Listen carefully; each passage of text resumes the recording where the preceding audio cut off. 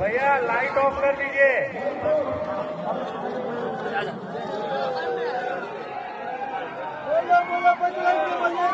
Seven, 6, 5, 4, 3, 2, 1.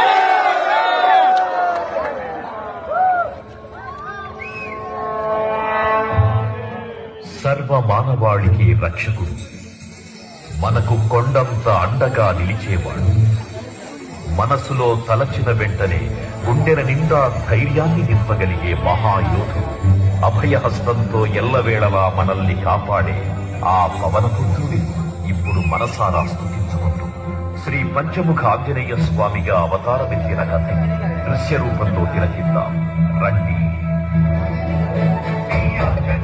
प्रसन्नाजनेयं प्रभाते